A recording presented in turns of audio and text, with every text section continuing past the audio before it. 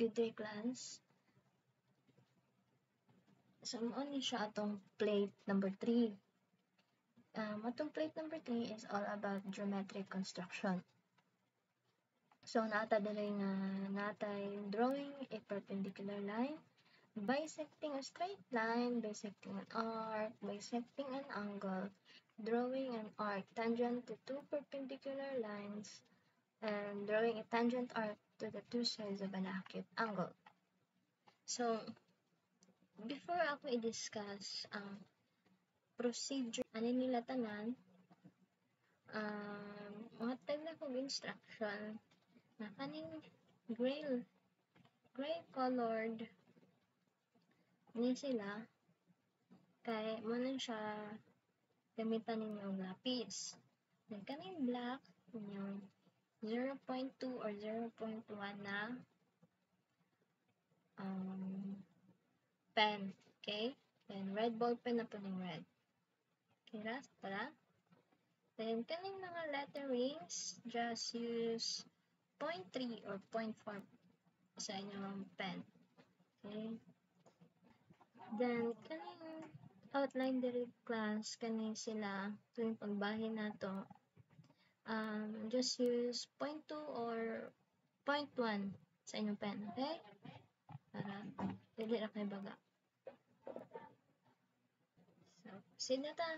Discuss na nato lang ang procedures. Kung giunsa ni nato pag-construct. Okay? Sige. Hello class. So, magsugod na tayo sa to ang first drawing. So, natay letter A, drawing a perpendicular line. So, atong first nga buhaton is mag-draw ta og perpendicular line from the end of a line using a compass. Okay? So first, magama ta og straight line.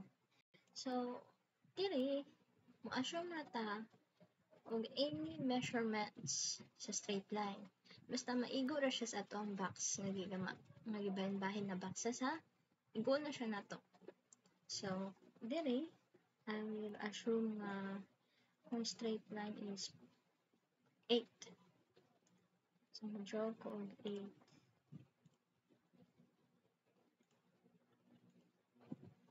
Mag-draw ko og 8.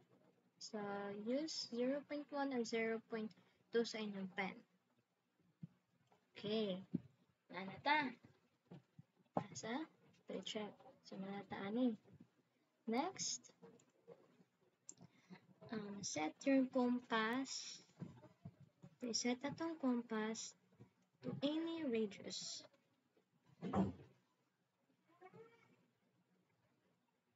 The bigger the radius, the more accurate it will be. So, let's just set it to 4. So, katunga ra. Okay ra nagkatunga. So, to set atong compass diri, mahimo nato na siyang reference point. Okay. So, ato na gamaan yung letter A na point A. Point A diri. Wait. So, let's have this color gray. So, we have it there. Nasa 2 point A. Set programan ta diri. Para sa atong point C niya. And point B niya. Okay. So next, from point A, diba mo naman itong point A na. Ano siya? From point A, magama na punta with the same radius para sa atong point B. So na siya. Ito sa ibalik para matarong na itong set ang point B. Muna na. Then, from point B na pod, set na pod ta para point C. Set na pod ta para point C dire. So, check. So, natay A, B, C. So, D na lang kulang. So, gama na pod ta og D. Ito sa iset here for point B. Dili na punta siya sa point C mo reference. So, nahatay point D. So, kompleto na ba itong points? Natay point A, point B, point C, and point D. The next thing we will do is to connect D paingon sa ito ang first reference point. Okay? So, let's have so let's have point D to our first reference point. So we just made a perpendicular line out of compass. So ito i-check. Ito ang so 90 degrees siya. Diba? Sakto din eh.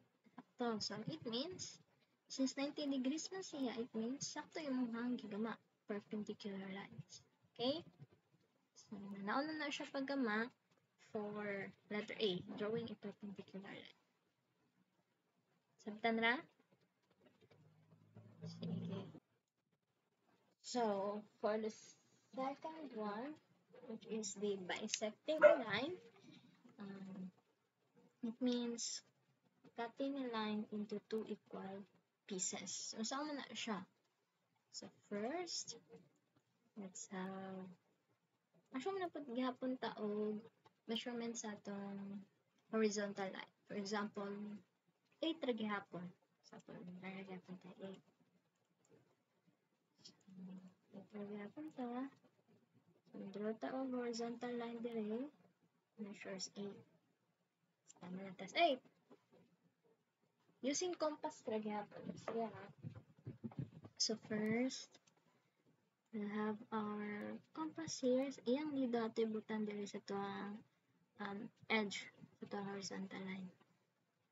So, atong unang buhaton is 4 man ang ato ang katunga sa 8, no? So, dapat ato ang radius ana mulapaw gamay. Bisag gamay-gamay lang. Tapos, direta sa 5. Mulapaw siya sa katunga. Okay? So, atong radius ani is more than 4. Kaya mo may katunga. Asa may katunga 8? Diba 4? So, atong radius must be more than 4. So, pwede ta sa 6, sa 7, or 7.5. Kamu bahala. Pero, I'll just have it here sa 5. Okay? Gusto na natin radius na 5. So, gamitan na ito 5. So, baba na taog reference point. Ito ang C and ito ang D. Baba ta here. So, nakatay for C and D na siya na point. Yan sa taas pod.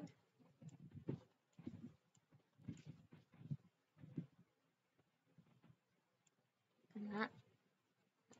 Oops.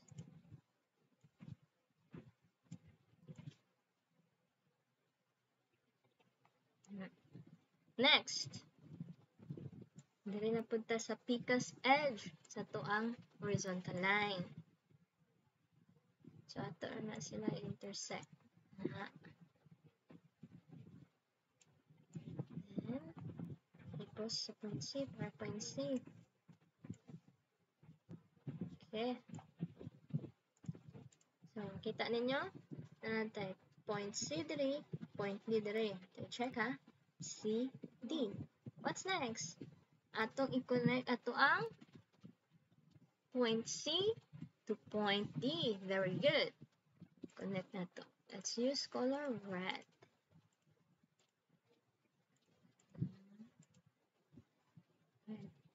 From C, let's just here, C to D. Okay. So let's check. Oh. Okay. Very good. So correct. So nana or siya ka-easy. Para sa ito ang letter B, which is bisecting a line. Kaya?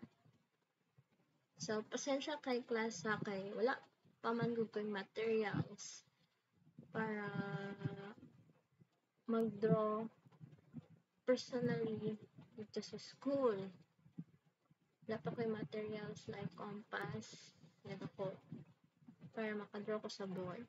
So, I decided na mag-online lang usa. Okay, I hope kasabot mo. So, that's it for our letter B, bisecting a line. Letter C, bisecting an arc. Same na siya diri sa bisecting a line. Ang nakalahi ra, kay nadugangan siya og arc. After bisecting a line, mag-arc na ta.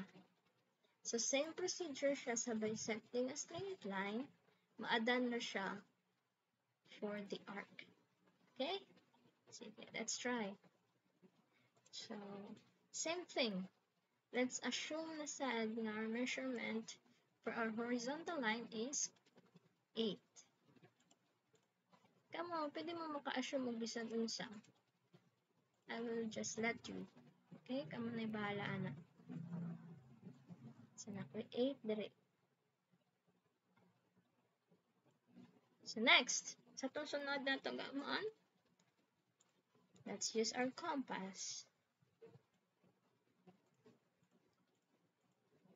So, sa ibuhaton nato sa itong compass. Sa matong radius gamiton. So, more than half sa tuang horizontal line. Since our horizontal line has a 8 measurement, 8 unit measurement, so yung half is 4. So, dapat atong radius is more than 4. So, pwede ito mo gamit ito 5, 6, 7, 7.5, something like that. So, ako, dire ako sa 5 para uniform lang siya sa bisecting a line. Di ata maglibo. Okay, so we have 5 here. So, gamat tag reference point. Ito reference point C. Gamat tag reference point C. Then, sa taas na pod.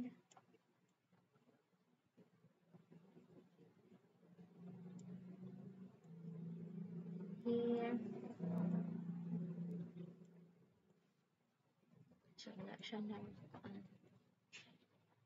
Kailangan pa.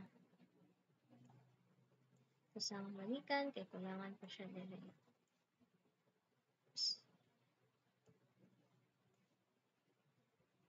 Ito sa intersect ha, para makabalo dito. So, na. Then, from point C, mamuna itong point C, let's have C. So, from point C, natin butang atong needle sa itong compass here. Let's have red.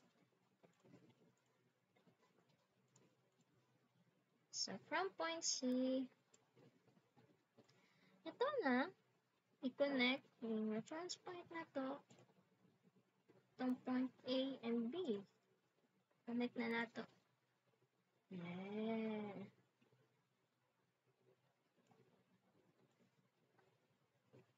Careful. Okay. So, that's it. Nanatay arc. Next, let's bisect the arc. How? Sa man pag-bisect ang arc? Okay. Atong i-connect ang C and point B. Same sa bisecting a line. C. Oh. Okay, letter C. Bisecting an arc. Sa'yo na no. So, same procedure siya sa bisecting a line na dugangan raog arc. Okay? Gets? Gets. Sige.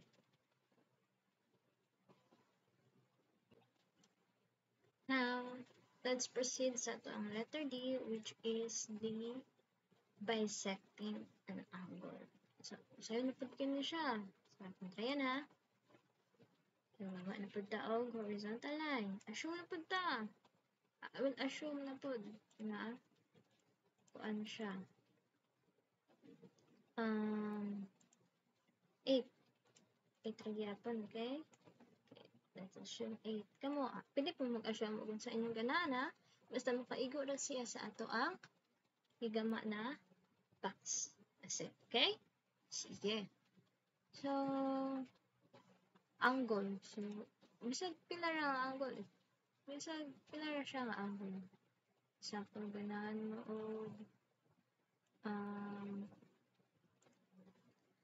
kanang acute angle. Pwede ka ni, pwede ana, pero I prefer nga ani.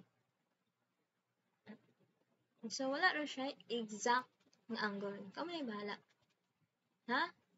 Sige. So, first, ito i-check. Wala siya A, reference point A and B. First thing, ating po na ito ang compass. Then, change color. Then, next. So, gama na po itong radius. So, bisag asa ra. So, pwede ta dire. Pwede na po dire tapita. Kita ni bahala na. So, wala tayo exact measurement ani ha. So, di mo magkapare-parag measurements ani tanan. Okay? So, ako, dire na ko nakita ana. Padali ra. Ha? Sige. So, magama ko dire og radius. Magama ko dire og circle nga tangent ni dire. Okay? I mean, ma-intersect sila dire. Okay. Then ako'y point A na ko dire, point B na ko dire. So, next, sa kuha nga natin ruler, kuha na po sa itong compass, with the same radius, mubalin ta dire. Para sa ito ang C. Sinama na po ta dire intersection sa C. Na, hindi na po ta sa point B. Sinama ta para ma-intersection sa C.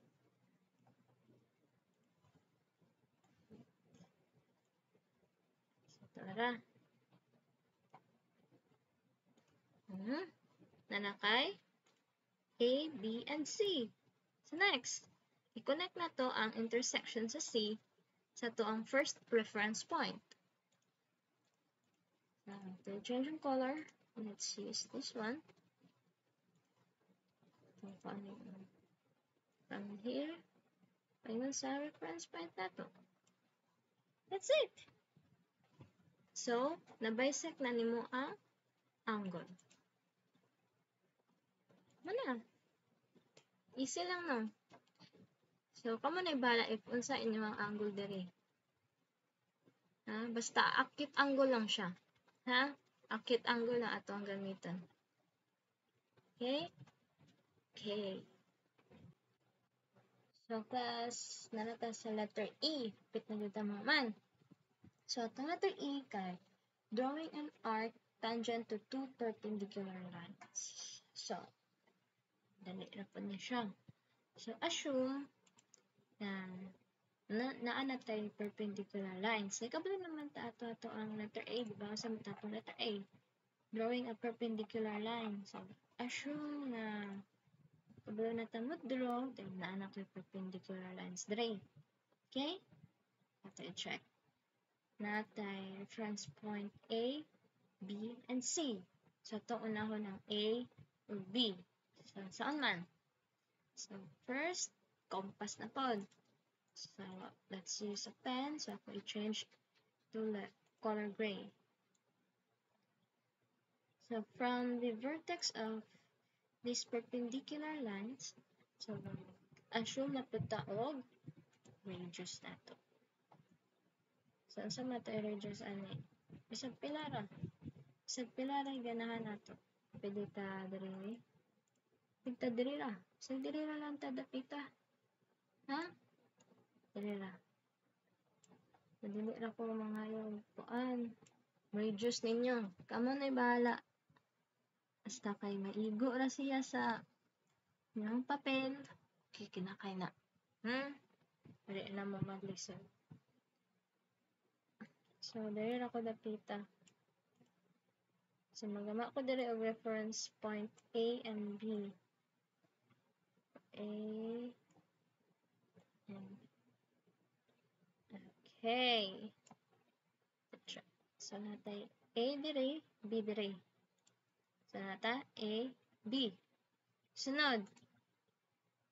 So, from point A, with the same radius, magama na sa taog, reference point nato para sa itong letter C. Magama ta dire intersection nilang duha. So, from point A, magama ta dire, then napunta sa point B, para mag-intersect sila. So, na. Natay A, B, and C. So, check. Naran C. Same na. After na, gikan na punta sa letter C, with the same radius, pwede na tama ka. Gamaog arc na nagtangent sa duha ka perpendicular lines. Okay? So, ilan na. So, let's use red. Mahinay lang. That's it. So, muna na. So, nakagama na taog arc na nagtangent sa ato ang perpendicular lines. So, easy lang lang. Okay, check. Parehas? Parehas. So, sige. So, nanagot sa itong last part, which is letter F, drawing a tangent arc to the two sides of an acute angle.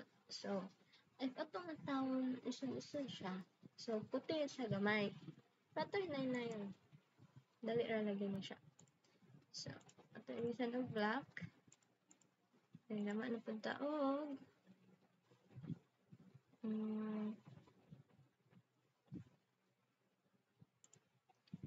gama na punta og horizontal line. So, asyo na punta 8. 8 na lang po sige ani ha. So, 8 dire. So, asyo na pag 8 sige. So, depende na sa na inyo. And then, gama ko og acute angle. Dire na. Acute.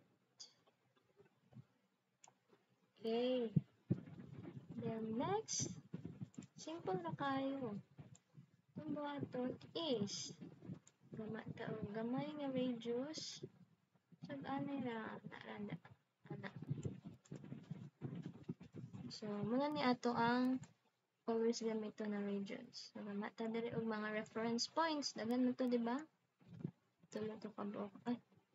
Gamata.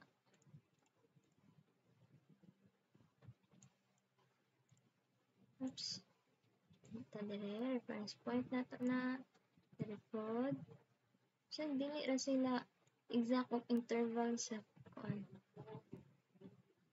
sa dapitan ng butngan. Kay connect ra muna nato niya. Pagama ta og straight line sa dapit mo offset. So, dali pa tas pikas. With the same radius lang yapo na ay mo kalimot ana. Same radius lang tanan.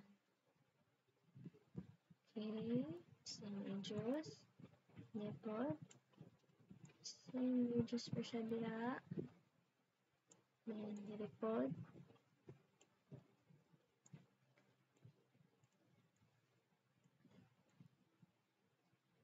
Okay. So, done. So, next step, ito na sila i-connect. Ayan, ito na-draw. Ito na. Okay. Then, direpod. So, slanted na ito. So, ito na i-connect ko sa make sure na ito sakto yun. Hindi siya malapang. Connect.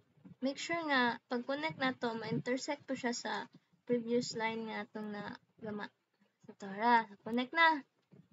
Kung na itong ruler, then kita mo ani, kani. So, kanang intersection dire sa dua kalinya nga itong gihimo. So, na, itong patong compass, with the same radius, nakagama na taog, unsa? Arc, tangent arc sa to ang acute angle. The same radius, kagama na tana. Na. Ayan lang. Okay. Tapos, okay. Sama na ni. Na atong nakita nga ni tangent dyan siya sakto ito ang acute angle. See? Ito siya gamay kay nagama man tag daghang ani reference point. So, kani siya ang reference point, wala na siya exact interval ha.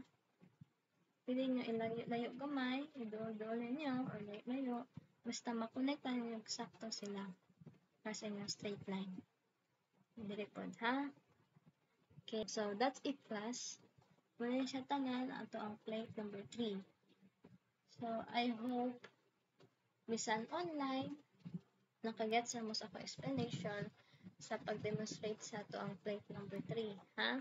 If na may questions, feel free lang na mo-chat mo sa GC or if maulaw mo sa GC, dito lang PM na lang mo na ako, ha? Okay? Feel free lang mo-chat sa GC or PM na ako. Okay? So, thank you class for listening and for watching the video. I hope nasabtan na ninyo to akong demonstrations for our play 3. And so that's it. Wala to siya. So have a good day and God bless.